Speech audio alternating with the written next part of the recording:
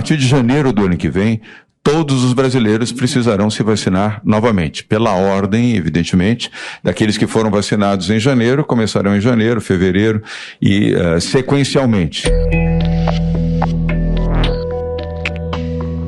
Essa é uma afirmação do governador de São Paulo, João Dória. Ela foi feita em uma agenda no município de Ribeirão Preto, interior do estado, durante o início dos testes clínicos da Butanvac, um imunizante desenvolvido pelo Butantan. Apesar de ainda não haver evidências científicas para a revacinação da população, o governo paulista anunciou que pretende, a partir de janeiro de 2022, aplicar uma terceira dose em toda a população adulta.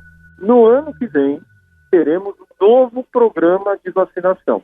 Nós estamos desenhando, nós temos um programa estadual de imunização que se reúne desde setembro do ano passado, sempre com planejamento, antecedência, transparência. As diretrizes são sempre fundamentadas nos trabalhos já existentes, nos trabalhos, nesse momento, que estão em curso para dar suporte técnico e científico às ações do governo e, com isso, como disse, estamos planejando com bastante antecedência, mas estamos já estruturando. Como disse, é um programa estadual.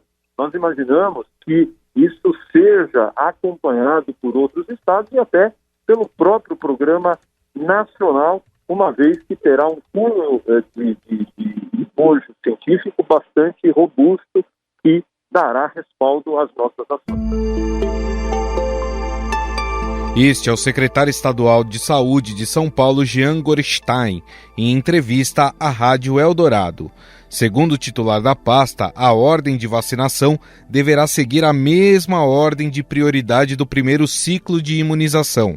A aposta do governo de São Paulo é na utilização da Butanvac, ainda em testes como imunizante principal. O secretário, que também é médico infectologista, afirmou que a vacina contra a Covid será como a da gripe e haverá necessidade de anualmente ser reaplicada para garantir uma maior proteção. Nós estamos começando numa nova etapa ano que vem como reforço vacinal, não como terceira dose, acreditando que assim como aconteceu desde 2009 com o H1N1, aquele vírus da gripe suína que se espalhou de forma também pandêmica por todo o mundo, e foi a vacina que acabou fazendo essa contenção, ocorra para o Covid. Nós teremos que revacinar anualmente.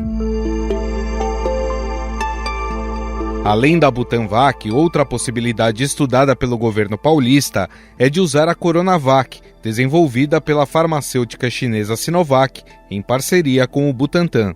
A escolha pelos dois imunizantes é pela facilidade de produção completa no território nacional, sem a necessidade de importação do ingrediente farmacêutico ativo ou IFA.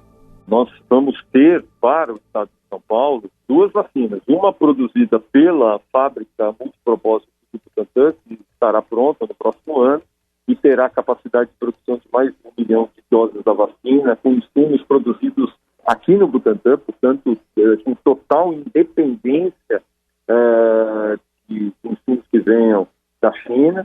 E, por outro lado, nós temos uma fábrica produzindo e já produzindo a Butanvac. Tem 10 milhões de doses já sendo produzidas, com a prerrogativa de produção de 40 milhões de doses até dia 30 de outubro. Lembrando que os trabalhos para a Butanvac começaram agora no dia 9 de julho, iniciaram no Hospital das Clínicas de Ribeirão Preto e terão 17 semanas de estudo. São vários braços, tanto daqueles que tiveram Covid, daqueles que não tiveram Covid, daqueles que foram vacinados com várias vacinas. Isso vai dar um aporte de informação científica muito importante.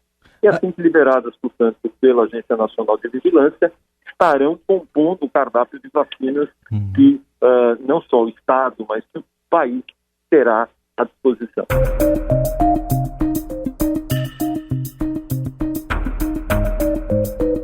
Estamos falando de uma terceira dose, mas é importante lembrar que, apesar da vacinação seguir avançando no país, apenas 16,49% da população cerca de 35 milhões de brasileiros completaram o esquema vacinal com 2 doses ou a imunização de dose única. Segundo os dados do consórcio de veículos de imprensa até esta quarta-feira, nenhum estado possuía nem 30% da população totalmente imunizada. O mais avançado até então é o Mato Grosso do Sul, com 29,46%. O ministro da Saúde, Marcelo Queiroga, criticou a decisão do Estado de São Paulo e a antecipação deste debate, porque o próprio Ministério ainda não atualizou o PNI, que é o Programa Nacional de Imunização, sobre essa possível terceira dose ou dose de reforço contra a Covid-19. Queiroga também falou que até o momento não há evidência científica que confirme a necessidade de aplicações adicionais e, por isso, considera que a discussão neste momento causa insegurança na população. Qual é a evidência científica disponível que nós devamos já começar a falar numa terceira dose? Isso só leva mais insegurança à população. Vou precisar tomar uma terceira dose agora. Então, quando nós dissermos isso à população, é necessário que nós tenhamos uma evidência científica sólida, inclusive como nós devemos fazer. Por exemplo, se é com o mesmo imunizante, se vamos usar intercambiabilidade, se é com outro imunizante, se é só um booster que vai se fazer um reforço, ou se nós precisamos aplicar 2 doses. Então é por isso que eu tenho sempre feito um apelo a todos os gestores para que nós sigamos a decisão do Programa Nacional de Imunização. A Agência Nacional de Vigilância Sanitária também autorizou esta semana um estudo clínico para avaliar a eficácia de uma terceira dose da vacina contra a Covid-19 da AstraZeneca. A autarquia também já tinha autorizado um estudo pela Pfizer. Outros países avaliam a necessidade da dose de reforço. A Turquia foi o primeiro país a oferecer o reforço para profissionais de saúde e pessoas com mais de 50 anos que receberam doses da Pfizer ou da Coronavac há mais de 6 meses. A Pfizer se prepara para solicitar aos órgãos reguladores nos Estados Unidos uma terceira dose de reforço do seu imunizante. Já o Sistema de Saúde Pública do Reino Unido estuda aplicar a dose de reforço em pacientes com mais de 50 anos e jovens mais vulneráveis, a partir de setembro, antes da chegada do inverno no hemisfério norte. Segundo a farmacêutica, existem evidências que apontam para um maior risco de infecção pelo coronavírus depois de 6 meses da aplicação da segunda dose.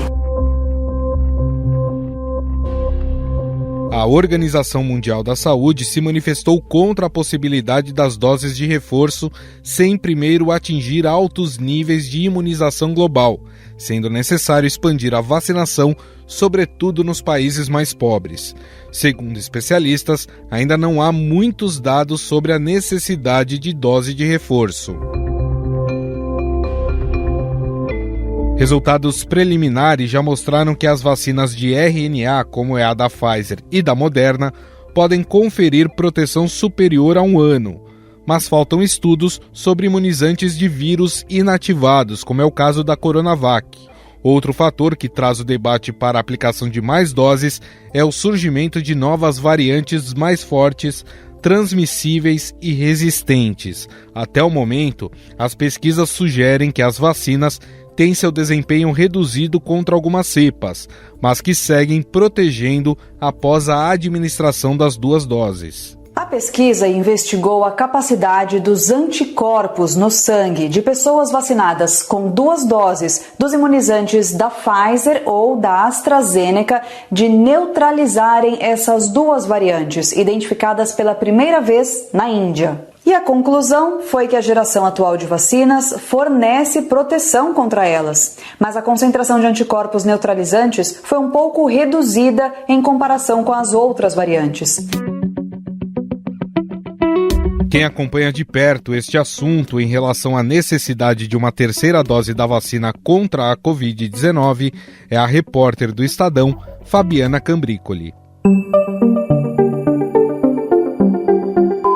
tudo bem, Fabi? Oi, Gustavo, tudo bem? E você? Prazer estar aqui. Tudo certo. Bom, essa questão de revacinar aqui em São Paulo, ela já é dada como certa ou ainda é uma possibilidade? Então, pelo anúncio, do governo João Dória e do secretário da Saúde que fez esse anúncio na última segunda-feira, parece uma coisa certa, mas o cenário geral ainda é de muita incerteza. Então, o que o secretário, que é o Jean Gorenstein, anunciou foi que a gestão Dória prevê revacinar todos os adultos, ou seja, todas as pessoas, todos os paulistas acima de 18 anos, contra a Covid a partir de 17 de janeiro, que é quando completa um ano da primeira brasileira vacinada, que foi aquela enfermeira Mônica Calazans. Eles dizem que definiram isso considerando a dinâmica dos outros vírus respiratórios, como da gripe, que exigem uma campanha anual de vacinação, mas a grande questão que a gente fala aí das incertezas é que eles definiram ainda sem tantos estudos robustos mostrando a necessidade da revacinação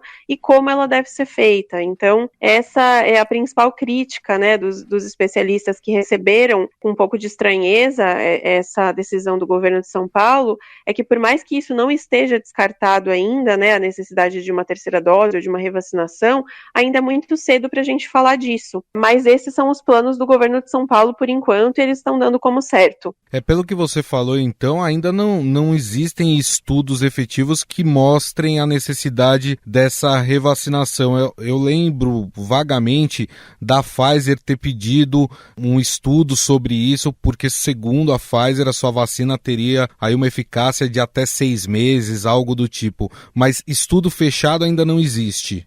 Existem alguns estudos sendo feitos e outros que já tiveram alguns resultados preliminares que dão um indicativo, mas ainda não são definitivos, Então, por exemplo, tem alguns estudos sendo feitos com pessoas que foram voluntários dos estudos clínicos da vacina lá no meio do ano passado, Vamos lembrar que a fase 3 dos estudos das vacinas começaram lá por junho, julho de 2020, então eles estão completando agora 1 ano de vacinados. Tem alguns desses voluntários que estão sendo estudados, O soro deles, o sangue, é tirado para ver se eles ainda têm uma concentração de anticorpos. E para as vacinas de RNA, por exemplo, da Pfizer, da Moderna, aparece que eles ainda têm títulos de anticorpos suficientes para combater o vírus. Mas tem outras vacinas que a gente ainda não tem estudos do tipo, por exemplo, a Coronavac. Então, qual que é a questão? A gente precisa de estudos mais robustos sobre esse aspecto, que seria a duração da imunidade. A gente precisa também de evidências robustas sobre a proteção dessas vacinas contra as novas variantes, principalmente agora a Delta, que é a que está preocupando mais. E também precisamos saber como é que está a proteção e a duração da imunidade em grupos populacionais específicos, como os idosos, os imunossuprimidos. Tem estudos também mostrando que contra as variantes até agora as vacinas continuam protegendo, mas tem que ser 2 doses, então a eficácia com uma dose é bem reduzida para algumas novas variantes, e os estudos em idosos ainda tem umas coisas muito preliminares, então por essa razão, não só não tem como a gente falar assim, vai precisar de uma revacinação, como não tem como a gente cravar que vai ser para a população inteira. Acho que a principal crítica a esse anúncio do governo Dória foi essa, sabe? De eles anunciarem que todo mundo que tomou qualquer vacina, ou seja, independentemente da vacina, vai receber um reforço ou uma nova vacina em janeiro. Quer dizer, teve gente que tomou a primeira dose em fevereiro de 2020 e teve gente que está tomando agora. Como que a gente sabe se eles já vão precisar de um reforço em janeiro? Ou pode ser que nos jovens que têm um sistema imunológico melhor, eles tenham uma duração de proteção também por mais tempo, eles não precisam de uma dose de reforço tão cedo. Então, essa é a questão, Tá tudo muito obscuro ainda sobre a ação das vacinas em relação a esses vários aspectos, e por isso que a maioria dos especialistas acha melhor esperar um pouco, talvez lá para setembro, outubro, a gente já tenha uma resposta mais definitiva para definir se vai ou não precisar dessa revacinação anual, quando que vai ser feita e com qual público. Um outro ponto desse anúncio, feito pelo governo do estado de São Paulo, que eu também me surpreendi e achei um pouco estranho, foi que quase que cravaram que essa revacinação, se ela for feita, ela vai ser feita com a Butanvac. Mas, pelo que eu lembro, essa questão de misturar vacinas, ela ainda é algo que está sendo estudado, Não tem ainda uma resposta em relação à efetividade ou os problemas que aparecem se você misturar uma vacina com a outra. Não, é isso mesmo. mesmo, você tem razão. Esses estudos que a gente chama de estudos de intercambiabilidade, né, que é usar uma dose de uma vacina, outra dose de outra no mesmo indivíduo, eles ainda estão acontecendo. Tem alguns que já estão mais avançados. Na Europa, por exemplo, já tem estudos mostrando que o uso da vacina da AstraZeneca junto com a da Pfizer não tem problemas de segurança, então é uma estratégia segura e pode até aumentar a eficácia, né? E tanto é que agora o Ministério da Saúde acabou de anunciar que as gestantes que tomaram a primeira dose da AstraZeneca vão poder tomar a segunda dose da Pfizer. A questão é que são estudos ainda muito limitados, não tem esse estudo de intercambiabilidade, por exemplo, entre, sei lá, Pfizer e Coronavac. E no caso da Butanvac tem um agravante, que ela ainda nem passou pelos testes clínicos, né? Então, isso que você falou, né, de ter causado estranhamento em você, faz sentido. Acho que vários médicos que eu conversei também comentaram isso, porque a Butanvac está na fase 1 de estudos clínicos ainda, acabou de receber a aprovação da Anvisa faz algumas semanas, está começando a recrutar os voluntários e ainda vai ter que passar pela fase 2 e 3 para depois ter toda a análise dos dados, fazer o dossiê, submeter a Anvisa, e a Anvisa ali tem um tempo para autorizar ou não o registro ou o uso emergencial. Então, é um cronograma um pouco apertado, né? Achar que vai terminar todas as fases do estudo da Butanvac e conseguir o registro da Anvisa, inclusive essa parte que você mencionou da intercambiabilidade, para já estar tudo pronto para usar em janeiro. Pode acontecer, que é importante ressaltar que nos estudos clínicos da Butanvac, eles vão ser um pouco diferentes dos estudos das primeiras vacinas, porque na época das primeiras vacinas não tinha ninguém vacinado com nada, né? Então, ou era placebo ou era vacina em teste. Agora, dentro dos estudos clínicos da Butanvac, vai ter um grupo de voluntários que já foi vacinado com uma das vacinas que estão sendo oferecidas no Brasil. Pode ser Pfizer, AstraZeneca, Coronavac ou Janssen. E aí vai se medir também essa questão da intercambiabilidade, se das duas é mais eficaz ou não, é segura. Quanto a isso, é legal porque está contemplado, mas ainda assim seria um cronograma um pouco apertado e a gente não saberia também se funciona, né? A gente precisaria ir de mais alguns meses para ver isso, e eles já estão, realmente, o governo de São Paulo aposta bastante que seja a Butanvac, e o secretário me disse que a expectativa é que todas as pessoas seriam revacinadas com essa vacina mesmo, porque é que o Butantan já vai ter muitas doses prontas, né? Então é por isso que eles estão apostando muito nesse imunizante. A Butanvac seria uma dose ou duas, Fabi? Então, ainda está sendo estudado, porque, só para explicar um pouquinho, a fase 1 e 2 dos estudos clínicos, além de medir a segurança num pequeno grupo de voluntários, né, para não expandir para um número grande, de repente, se der alguma coisa errada, causar um prejuízo maior, ela é uma fase que os pesquisadores chamam de exploratória também. É justamente, tipo, você vai pegar ali um grupinho de voluntários e vai falar, nesse aqui eu vou testar 2 doses com intervalo de 14 dias, nesse uma dose só, nesse 2 doses com intervalo de 3 meses. Então, geralmente, quando chega na fase 3, que eles conseguem saber qual que é o esquema que se mostrou mais promissor, e aí eles vão testar no maior número de pessoas. Por enquanto, a gente ainda não tem a definição final, mas o que o secretário falou para mim é que pode ser que seja só uma dose. Eles estão trabalhando com essa possibilidade, porque como as pessoas já vão estar vacinadas, ou seja, já tiveram um incentivo ali para o sistema imunológico, né, ser ativado, funcionaria mais como um reforço, né, tipo, para acordar novamente o nosso sistema imune, do que uma coisa totalmente do zero. Então, tanto é que ele falou que, como o Butantan já está produzindo a Butanvac, a estimativa deles é que já tenha 40 milhões de doses prontas em outubro. E como são 36 milhões de adultos em São Paulo, o secretário me disse que ele estima assim, a gente vai ter 40 milhões de doses, daria já para revacinar todo mundo, todos os adultos em janeiro com uma dose só de Butanvac. Então, é um cenário que eles estão prevendo, mas a situação ainda é muito incerta.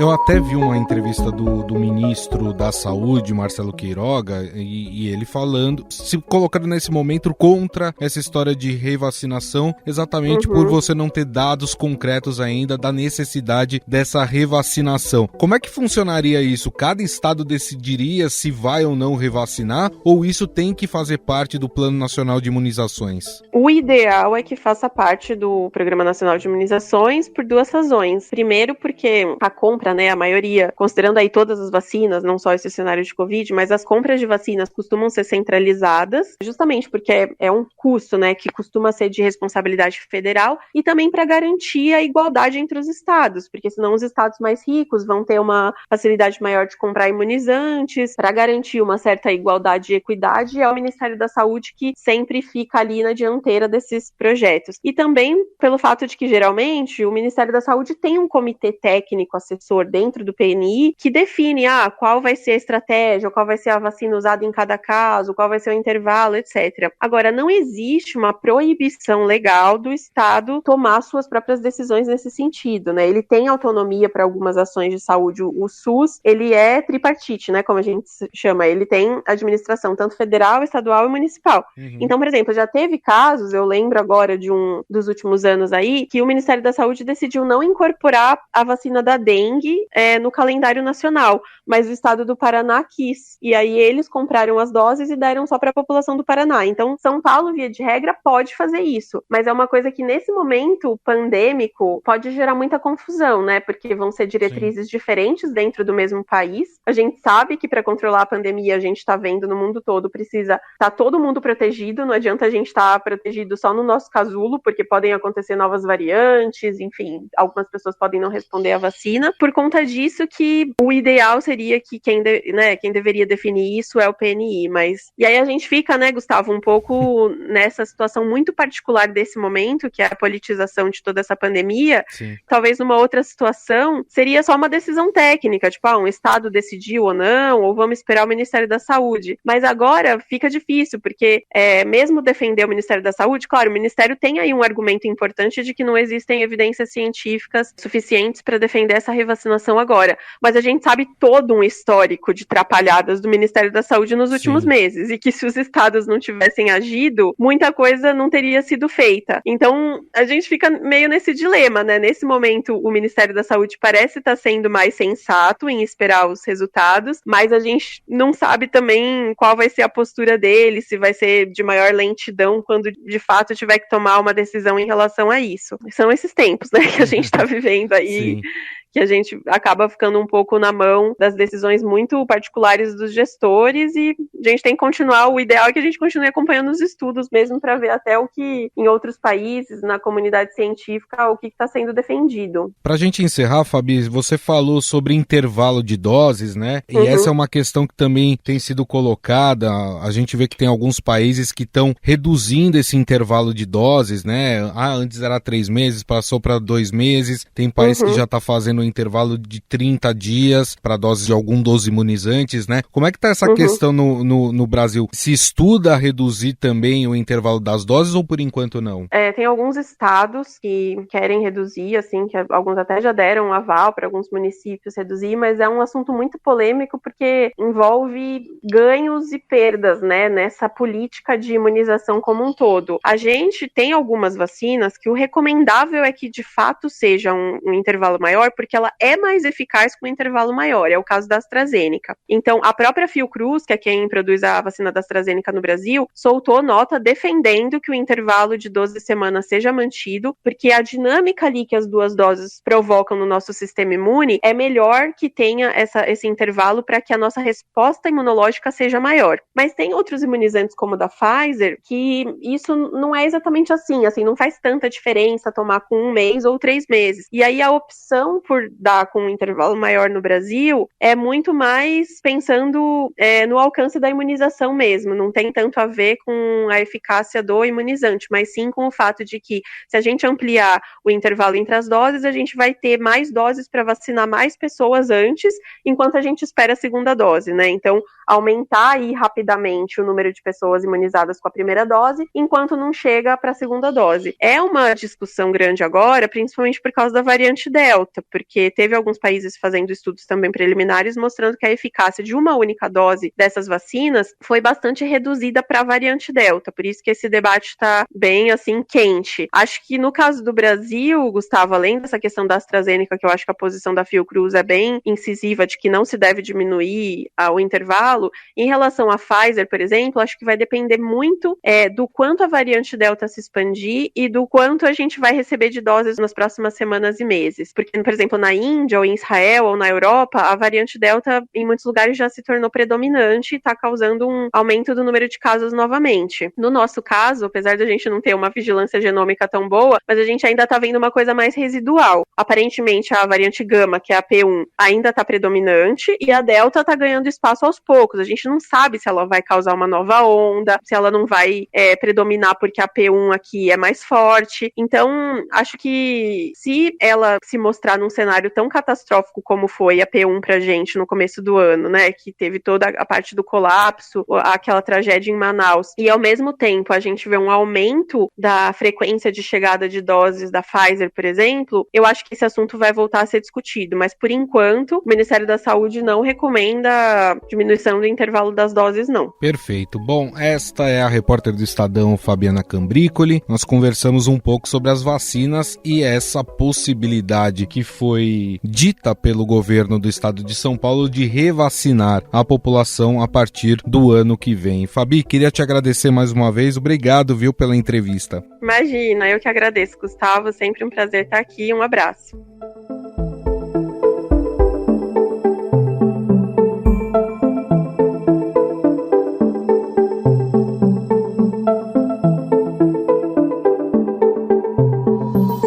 Estadão Notícias. O Estadão Notícias desta quinta-feira vai ficando por aqui. Contou com a apresentação minha, Gustavo Lopes. Produção é de Jefferson Perleberg, Gabriela Forte e Rafaela Barbosa. A montagem é de Moacir Biasi. O editor do núcleo de áudio do Estadão é Emanuel Bonfim. O diretor de jornalismo do Grupo Estado é João Fábio Caminoto. Mande seu comentário e sugestão para o nosso e-mail podcast@estadão.com. E agora, você acompanha mais um Drops do projeto Vozes Negras, comandado pela cantora e apresentadora Paula Lima. Doritos oferece Vozes Negras. Drops Vozes Negras.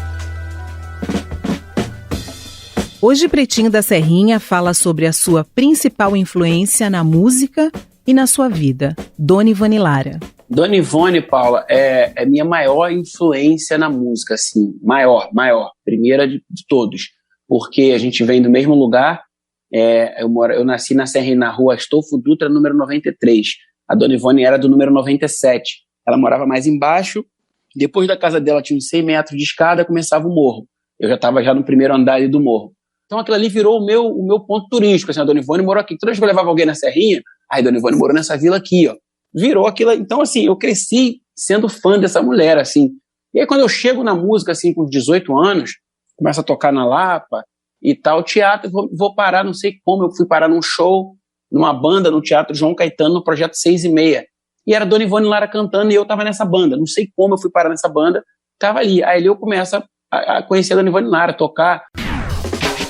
Você ouviu Drops Vozes Negras. Realização Sony Music e Rádio Eldorado.